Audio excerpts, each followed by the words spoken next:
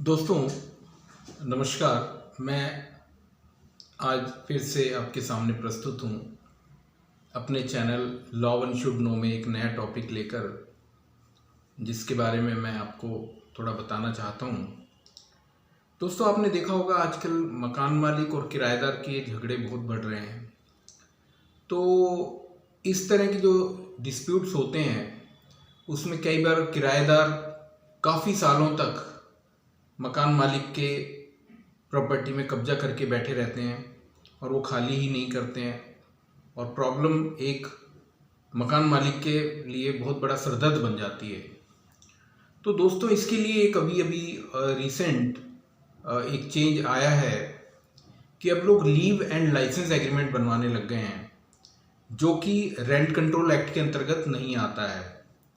तो leave and licence agreement क्या है, इसके क्या फ़ायदे हैं और इसको हम कैसे यूज़ कर सकते हैं, मैं इस बारे में आपको आज जानकारी दूंगा।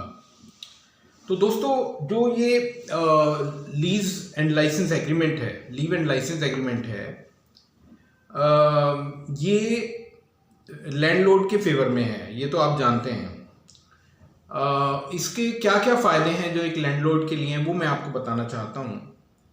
कि इस एग्रीमेंट को करने के बाद जब लैंडलॉर्ड और टीनेंट में एग्रीमेंट हो जाता है, तो उसके बाद जो टीनेंट होता है उसको सिर्फ राइट टू यूज़ मिलता है उस प्रॉपर्टी का।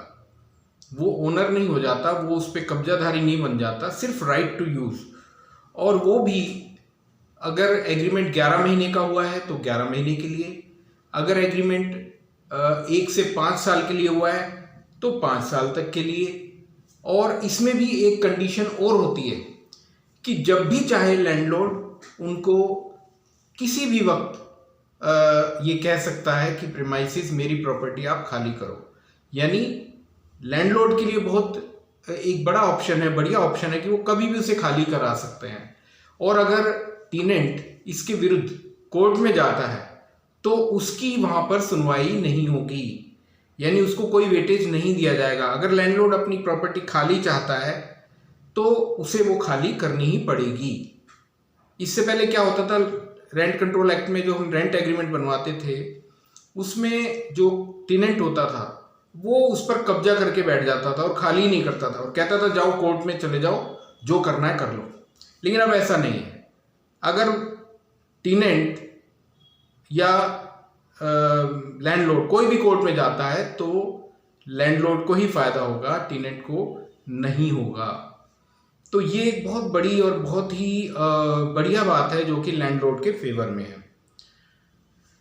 एग्रीमेंट का टाइम चाहे वो 1 साल का हो या 5 साल का, इसमें जो ये कंडीशन मिली है कि कभी भी लैंडलॉर्ड खाली करा सकता है, ये बहुत इंपॉर्टेंट है। इसके बाद एक और पॉइंट है कि ये जो एग्रीमेंट बनता है ये रेंट कंट्रोल लॉज में के अंतर्गत नहीं आता है, दिल्ली रेंट कंट्रोल एक्ट में, यानी इसका उससे कोई लिंक नहीं है। ये एक तरह का कॉन्ट्रैक्ट है बिटवीन लाइसेंसर एंड दी लाइसेंसी, यानी एक तरह का ये एक एग्रीमेंट है 2 पार्टीज के बीच में, सिंपल एग्रीमेंट है। और जो कि लाइसेंसी को ये राइट देता है कि वो कुछ टाइम के लिए प्रॉपर्टी को ऑक्यूपाई कर सकता है, उसके बाद वो उसे ऑक्यूपाई नहीं कर सकता। लैंडलॉर्ड जब भी चाहे उसे निकाल सकता है। एक और पॉइंट है, इस प्रॉपर्टी को जो कि लाइसेंस लीव एंड लाइसेंस में टेनेंट द्वारा ली जाती है, वो लाइसेंसी यानी कि टेनेंट इसको कमर्शियल और पर्सनल दोनों में से किसी भी यूज के लिए वो इसे ले सकता है। अब बात आती है कि कौन सा ज्यादा एक्सपेंसिव है। तो लीव एंड लाइसेंस एग्रीमेंट जो है वो कम एक्सपेंसिव है देन रेंट एग्रीमेंट्स। और स्टैंप ड्यूटी की जहां तक बात आती है तो 11 महीने के लिए अगर आप लीव एंड लाइसेंस एग्रीमेंट करते हैं तो 50 रुपए का स्टैंप पेपर पे आपको ये एग्रीमेंट बनवाना होगा और कुछ नहीं देना। लेकिन अगर ये 11 महीने से बाद के लिए, यानी सपोज 1 साल से 5 साल तक के किसी भी पीरियड के लिए आप ये एग्रीमेंट बनवाते हैं, लीव एंड लाइसेंस एग्रीमेंट, तो उसमें आपको 2% ईयरली, जो आप ईयरली अमाउंट दे रहे हैं उसका 2% amount as a stamp duty आपको जमा करानी होगी। इसके अलावा लीव एंड लाइसेंस एग्रीमेंट में जो क्रेडेंशियल्स, जो भी आपका एड्रेस दिया, जो आप एड्रेस डालते हैं, वो आपको एक वैलिड एड्रेस प्रूफ के रूप में भी काम आ सकता है। तो दोस्तों, ये सारे फायदे हमें लीव एंड लाइसेंस एग्रीमेंट में मिलते हैं। इसके बाद लैंडलॉर्ड अपनी प्रॉपर्टी को किसी को किराए पर देते हुए घबराएंगे नहीं और उनको आगे कोई नुकसान भी नहीं होगा। दोस्तों, ये मेरा जो चैनल है, मैं इसमें तरह तरह की जानकारियाँ लाता रहता हूँ, लेकिन आप प्रोत्साहन के लिए अगर इस चैनल को जितना ज़्यादा से ज़्यादा फैला सकें और इसमें आप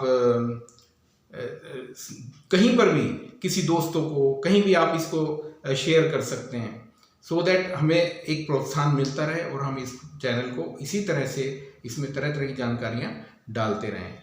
तो okay, thank you, take care.